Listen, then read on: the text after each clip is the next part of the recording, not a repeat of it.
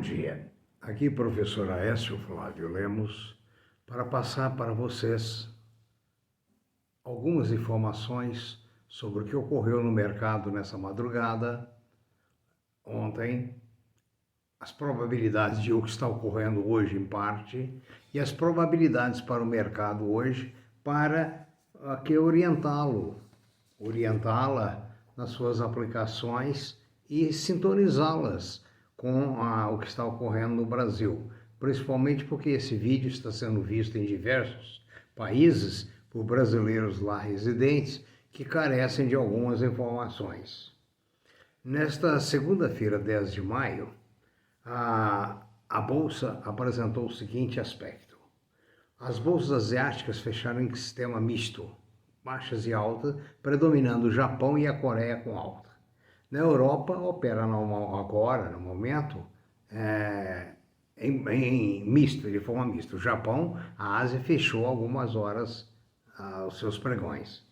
Os Estados Unidos, o S&P é previsto alta, Nasdaq baixa, a Russell para cima e Dow Jones para cima. No Brasil, a previsão pode ser de alta. Tudo indica que seja alta. O Dalton Vieira, da DV Invest, ontem, aliás, no último podcast, o último vídeo, ainda afirmou essa probabilidade. A tendência é de alta. O petróleo opera em forte alta, 68,13 nos Estados Unidos, o Brent. O dólar opera no Brasil a 5,23 com acentuada queda. O ouro está a 1,838, felizmente com uma certa alta. A prata a 27,88. Os metais duros operam de forma mista e as commodities operam para baixo, exceto o açúcar e madeira, essas duas estão para cima. Quero mais uma vez lembrar que os nossos comentários aqui não refletem a realidade futura do mercado, é a realidade presente ou passada. E o mercado de capitais, o mercado financeiro é como as nuvens. Você olha uma hora está com uma aparência, no momento seguinte está com outra aparência. O nosso desejo é dar-lhes alguns elementos para orientá-lo. O que eu tenho a comentar é que a retomada brasileira depende muito da vacinação, e a vacinação está ainda muito irregular. O minério bateu recorde de $234 a tonelada. Lembro-lhes que em 1982, 83, estava a $10 a tonelada. Os Estados Unidos, as empresas que possuem oleodutos, estão grande parte paralisadas porque sofreram um ataque cibernético esta noite. A Manaus está voltando à onda negativa do Covid, muito mal. Nos Estados Unidos houve falha no crescimento dos empregos, acharam que haveria um crescimento e houve outro. Comentando uma das empresas, a AES Brasil, teve um lucro líquido de 23% a mais em relação ao trimestre anterior.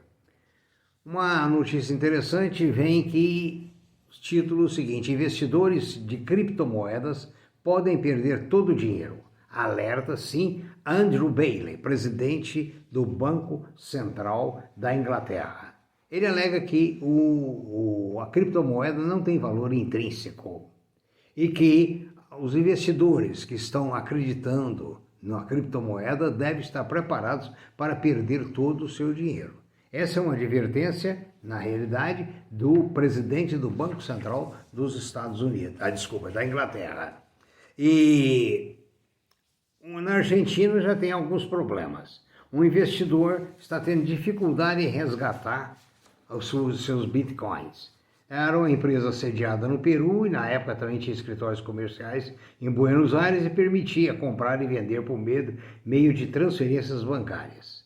Desde julho de 2017, Pablo, dono desse depósito, tem insistido para resgatar e não consegue. Nesta segunda parte, eu quero lembrar a vocês que o meu comentário de ontem sobre o fundo imobiliário, o rendimento dele, a comparação é com outros fundos do mesmo valor. Ou seja, a rentabilidade dele é superada por muitos outros que têm rendimento superior. Portanto, digo e repito, ao escolher um fundo de investimento imobiliário, é preciso analisar a composição do fundo. Por exemplo, no momento os que têm mais shopping centers estão prejudicados. Os shopping centers têm estado fechados, né? E têm renegociado seus contratos. Os que têm mais galpões logísticos, obviamente, têm maior lucro. Daí por diante, você tem que fazer a sua análise. Passando para outro assunto, eu quero dizer a vocês que essa questão, essa ideia de montar uma carteira de ações, uma carteira de investimento, para só pensar daqui 20 anos, isso é ilusão. As coisas mudam. Você tem que acompanhar a sua carteira, você tem que acompanhar o mercado, você tem que acompanhar as tendências. Há alguns anos, marcas famosas eram Fotótica, Mesbla, Mapping, Olivetti, Hamilton e suas máquinas de escrever, chapéus Prada, que hoje não existe mais o uso constante do chapéu. Então veja bem, tudo vai mudando. Tivemos o ano passado, o ano atrasado, a expoência do Magazine Luiza. Muito justo, muito bem trabalhado pelo Frederico, pela Pioneira, né? E, enfim, por toda a direção. Esse ano as coisas mudaram, principalmente de março do ano passado para cá. Evoluiu o quê? O comércio à distância. Evoluiu a venda pela internet. Então, quem estava mais preparado conseguiu sair na frente. Quem não estava, logicamente se prejudicou. Agora, qual o ponto mais importante? Neste ano surgiram outras empresas. Amazon.com, para os compradores de elite. Mercado Livre hoje é um grande concorrente, tanto do Magazine como de lojas americanas, quanto VVAR, ou seja, Casas Bahia. Então, se você monta uma carteira e esquece, pode dar sorte, mas não é o certo. O certo é acompanhar o mercado. Cada época é um papel que se evidencia. Eu disse a vocês que em 1982, uma tonelada de minério de ferro era vendida no Japão, onde eu trabalhava, por $10 pelo Brasil. Hoje atingiu $200. Ou seja, aquele ativo que valia pouco, hoje vale demais. Os ativos que valem demais hoje, talvez amanhã não vão valer. Dizem que o petróleo, a partir de 2030, perderá muita sua importância como combustível, né? Porque a energia solar está aí. Hoje eu ainda li sobre uma máquina agrícola que carpe 24 horas por dia, sem motorista, abastecida a energia solar. Ela tem um sistema de baterias que acumula energia captada durante o dia e permite que ela trabalhe 24 horas por dia, sem pedir folga, sem 13º, sem fundo de garantia. Então, veja bem, é outra mudança. Então, nós não podemos dormir nem no ponto, nem na vírgula. É necessário uma constante atualização. Dá muito trabalho? Claro que dá muito trabalho. Não tenha dúvida nenhuma. Você quer ganhar dinheiro? Você tem que trabalhar. Você tem que lutar. E como a vida continua.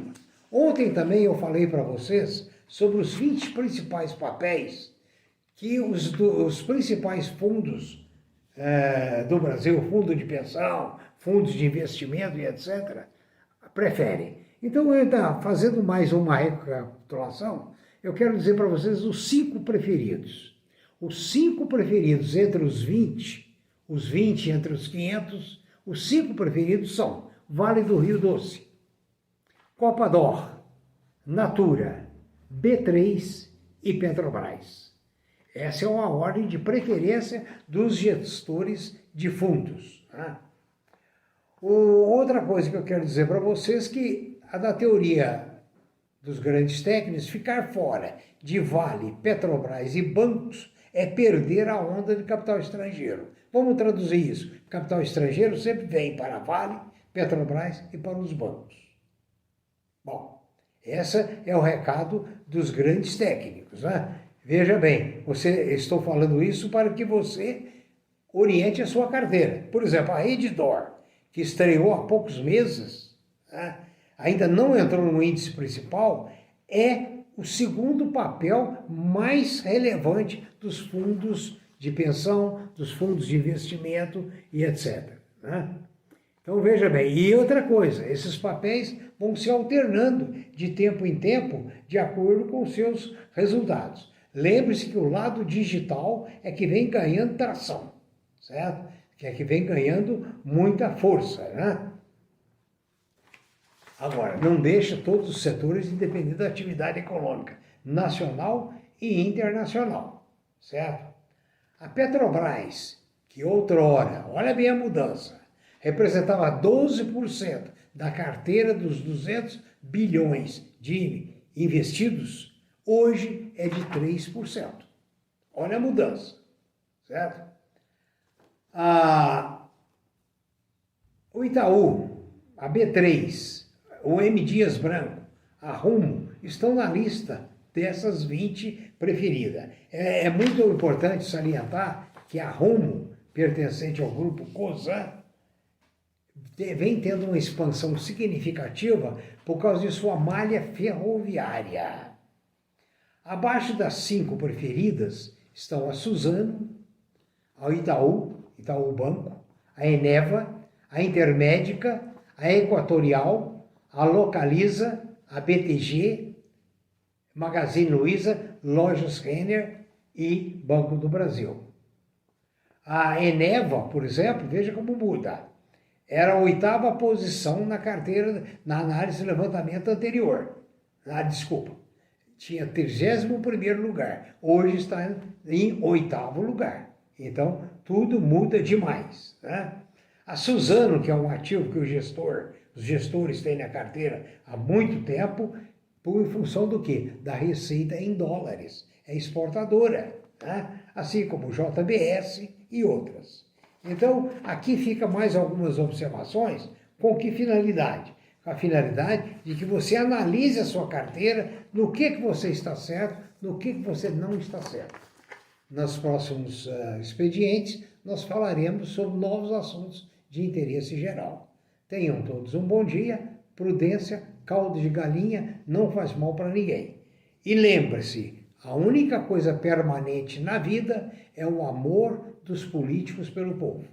O resto, tudo muda, tudo altera de acordo com o dia a dia. Tenha um bom dia e altere a sua carteira e o seu conhecimento sempre para melhor.